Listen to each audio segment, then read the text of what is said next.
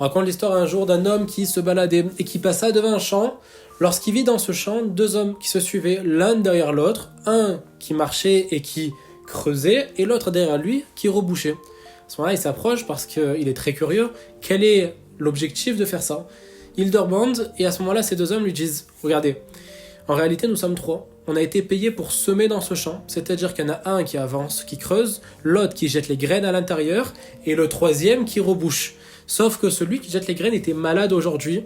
Il se trouve qu'on a besoin d'argent, on ne pouvait pas se permettre de nous aussi ne pas venir. À ce moment-là, on est venu sans lui. Donc il y en a un qui creuse et l'autre qui rebouche.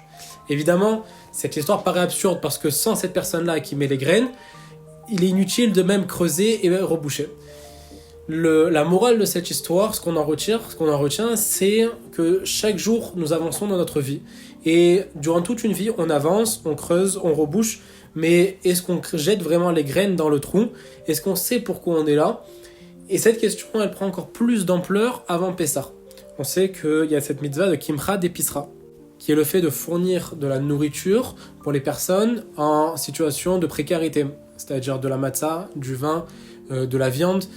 Le rabbi nous dit qu'il y a trois sortes de Kimcha d'Episra. Il y a évidemment cette première, qui est le fait de fournir tout ce qui est nécessaire aux personnes qui n'ont pas les moyens. Il y en a un deuxième de Kimcha d'Episra qui est le fait d'être prêt et d'amener tout ce qui est nécessaire à sa propre famille, et pas seulement en nourriture, mais aussi en spirituel. Être certain d'amener la meilleure matzah, shmura, faite à la main, le vin comme il faut, mais aussi les meilleures histoires, les meilleurs enseignements pour pouvoir passer à un vrai seder. Et il y en a un troisième, ce que le rabbi appelle le cinquième enfant. On sait que le soir du seder, on lit les 4 enfants. Le premier qui est le tzaddik, le racha, le simple, le tam, et chez Eno Yodé Alishol, celui qui ne sait pas questionner. Le rabbi nous dit qu'il y en a un cinquième, c'est la personne qu'on reçoit chez nous.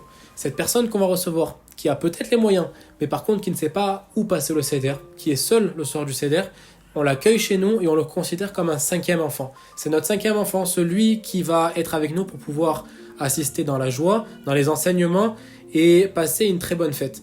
Le rabbi nous dit que voilà les 3 Kimcha d'Episra. Et si on arrive du coup à avoir ces 3-là, on passe la meilleure fête possible, on comprend qu'on a un sens à notre vie et qu'on n'est pas juste là pour creuser et reboucher, mais aussi pour jeter les graines.